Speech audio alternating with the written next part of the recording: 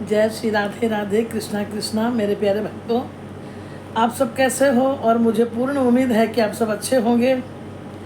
मैं पहले भी कही कि थोड़ा मेरी तबीयत गड़बड़ चल रही है और एक छोटा एक्सीडेंट के बाद कुछ ट्रीटमेंट में हल्का फल्का चल रहा है, तो समय नहीं मिल पा रहा है। लेकिन मेरा ध्यान हमेशा अपने भक्तों पे ही लगा रहता है, इसमें कोई दो मत नहीं है। सचमुच आपके घर में सुख समृद्धि का वास हो, मन वांछित फल की कामना हो, जो आप रखे हैं वो संपूर्ण हो जाए। और यही मैं ठाकुर जी से निवेदन करती हूँ कि आपके सारी इच्छाएं ठाकुर जी पूरा कर दें और आप सबको बहुत बहुत बहुत आशीर्वाद भी है। हाँ, आप तो पहले से जुड़े हैं और जो नहीं जुड़े हैं वो बेल आइकन बजाकर हमारे चैनल से जुड़ जाए, ताकि हमारा नोटिफिकेशन आपके पास पहले पहुंच जाए। प्यारे, आज मैं आपके समक्ष आई हूँ एक व्रत कथा को लेकर। अभी 5 जून को वट सावित्री पूजा है, जो सुहागनों के लिए बहुत ही ज़रूरी है और हर क्षेत्र में, हिंदुस्तान के हर क्षेत्र में अलग अलग तरीके से करते हैं, लेकिन है ये वट सावित्री पूजा। स्कंद पुराण और भविष्योत्तर पुराण के अनुसार ज्येष्ठ मास के कृष्ण पक्ष के अमावस्या तिथि को वट सावित्री की पूजा होती है। ये पति की लंबी उम्र की लिए ये पूजा होती है और जितनी सुहागनें हैं वो अपने पति की दीर्घ आयु, लंबी आयु के लिए ये व्रत करती है। वैसे तो मेरी इच्छा थी कि वीडियो बना के पूरा दूँ कैसे पूजा होती है, लेकिन आज मन में इच्छा हुई कि पहले आपसे बात कर लूँ। अगर लगता है आप समझ गए तो बहुत अच्छी बात है, नहीं तो मैं पूर्ण विधि विधान के साथ करके बताऊंगी। अब तो कुछ दिन ही बचे हैं, तो वो वीडियो बना के मैं डालूंगी ही। तो सबसे पहले जो करते हैं बहुत सुंदर, जो नहीं किए हैं और करने की इच्छा है तो इस व्रत को कैसे उठाएं, तो जो मैं जानती हूँ आपको बता रही हूँ। इस व्रत को करने के लिए एक दिन पहले, यानी 5 जून को ये व्रत है, तो 4 जून को बढ़िया से शुद्ध स्नान करके शुद्ध भोजन करें बिना लहसुन प्याज का। और दूसरे दिन प्रातः काल उठकर आप स्नान करके, अगर आपके पास व्यवस्था बन जाती है कि आप नई साड़ी लेते हैं तो बहुत अच्छी बात है, नहीं तो विवाह के वक्त जो आपने साड़ी आपको पहनी थी, आप वो साड़ी जैसे बनारसी वगैरह जो चढ़ती है वो, और जो चादर, जो गठबंधन होता है, वो गठबंधन बहुत ज़रूरी है इस व्रत में। तो आपके जो पति पत्नी के जो विवाह के समय जो गठबंधन होता है, वो चादर आपको चाहिए। हाँ जी, तो मेरे प्यारे भक्त, हमारी जितने भी, तो वो चादर बहुत ही अनिवार्य है। और अगर वो भी आपके पास अभी अवेलेबल नहीं है तो आप बाज़ार से सुंदर चादर ला सकती हैं और उस दिन से शुरुआत कर सकती है। सब चीज़ का समाधान है। एक चीज़ ध्यान रखें कि ये व्रत अपने पतियों के लिए की जाती है, तो पूरा नियम को पालन करें, जैसे सावित्री ने सत्यवान के लिए किया था। और यमराज के हाथ से छुड़ा के वो लेकर जा रहे थे यमलोक, तो वहाँ से छीन कर अपने पति को ले आई। ये पतिव्रता नारी की पहचान है। तो ये व्रत सती और पति के लिए ही की जाती है। जो सतीव्रता नारी है, पतिव्रता नारी है, उसको तो सोच कर बढ़िया से नियम से करना चाहिए। वैसे चलिए बताती हूँ। दूसरे दिन प्रातः काल आप स्नान करें। स्नान करके आप वो नई शादी का, विवाह की साड़ी या आप जो नया लेती हैं वो साड़ी आप पहन लें। और 16 श्रृंगार का वर्णन है कि आप सब, जैसे माँ गौरी का हम श्रृंगार करते हैं, माँ दुर्गा का श्रृंगार करते हैं, 16 श्रृंगार में आपके गहने को भी काउंटिंग की जाती है। जैसे टीका है, नथ है, गले का है, कंगन है, पाजेब है, बिछिया है, महावर है, पाँव में आलता या मेहंदी, हाथों में मेहंदी, ये सब कुछ करना है। टीका और नथिया आवश्यक है, क्योंकि बिना नथ और बिना टीका का विवाह नहीं होता। उसी प्रकार इस व्रत में वो जरूरी है। और जो शादी का जो लकड़ी का सिंदूरदान होता है ना विवाह में, जिससे दूल्हा मांग भरते हैं, किसी के लंबे होते हैं, किसी के तो गोल वाले होते हैं, वो सिंदूर को लगाना है। और उस दिन हर बट सावित्री के दिन आप 100 ग्राम, 125 ग्राम, 1 पाव, जितना आपकी सामर्थ्य है उतना आप सिंदूर जरूर रखेंगे। उसके बाद आप पूजा सामग्री में क्या रखेंगे? सबसे पहले तो रात में ही छोटी काली वाली जो चना होती है उससे आप भिंगा देंगे और सुबह फूलने के बाद उसे छान के रख लेंगे। सीजनल फल में 5 तरह के फल होने चाहिए, जैसे तारबूज, खरबूजा, आम, लीची, खीरा, ककड़ी, ये सारे कुछ होंगे। उसके बाद आप जो श्रृंगार करती हैं उस श्रृंगार में भी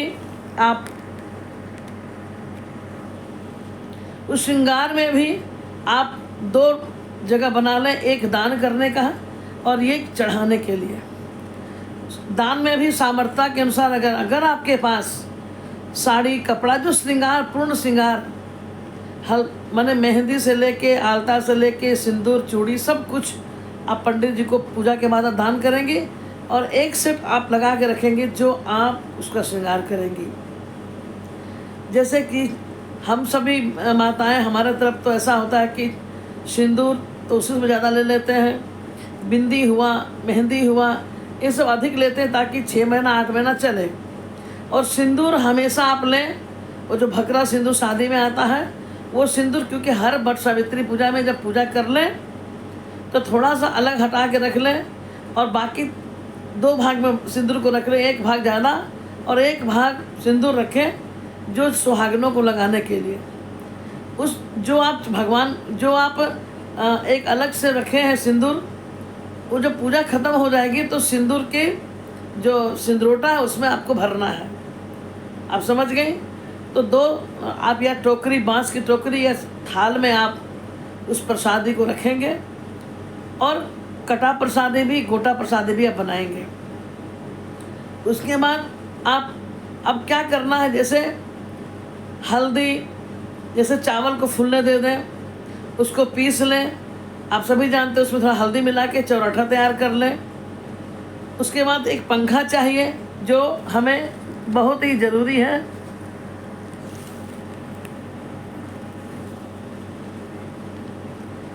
पंखा चाहिए सभी बहनों को, और उस पंखे को, सब सामग्री को आप थाले में रख लें, जिसमें आप ध्यान रखें जौ को जरूर रखें। जौ का दान स्वर्ण दान के समान होता है, इसमें जौ भी रखें।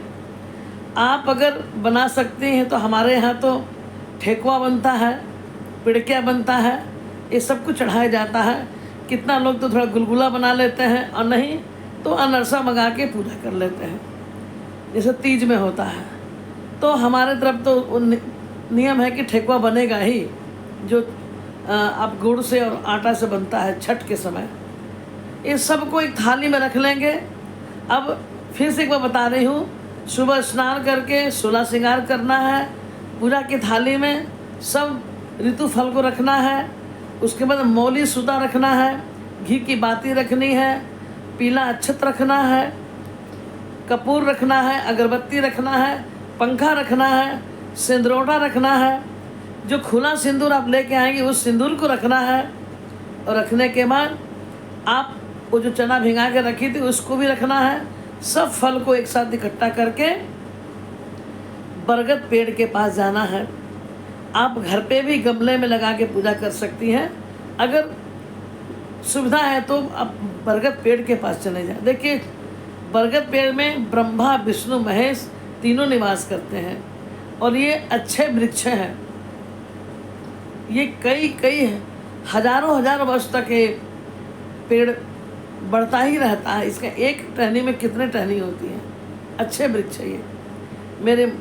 मेरे प्यारे भक्त, इस तरह आप जब जाएंगे थाली में लेके, उसके बाद वहाँ सबसे पहले जाकर उस बरगद पेड़ में आप जल को डालेंगे, अर्पण करेंगे, मन में अच्छी भावना लेकर कि मैं अपने पति के दीर्घ आयु के लिए, सुहाग के को लंबी उम्र मिले, ये भावना लेकर मैं आई हूँ।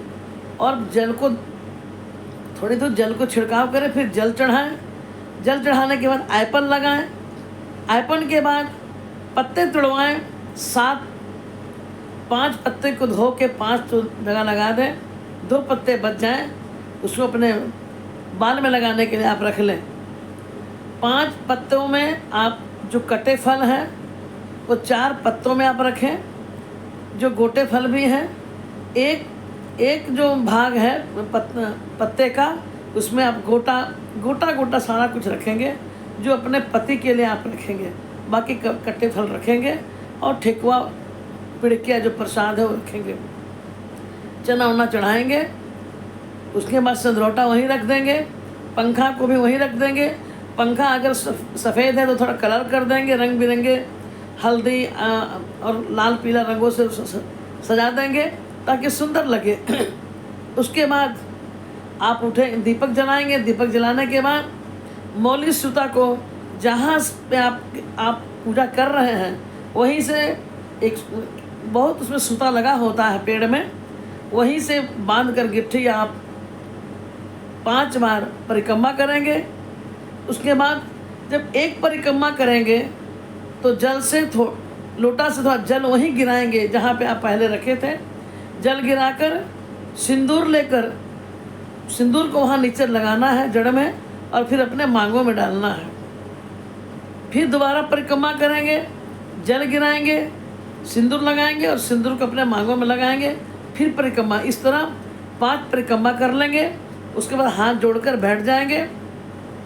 फिर पंखा जो है उसको वहाँ उठाएंगे, उसमें फल डालकर ऊपर की ओर फेंकेंगे, प्रणाम करेंगे और उठकर फिर जो बरगद का पेड़ है उसे आलिंगन लेंगे।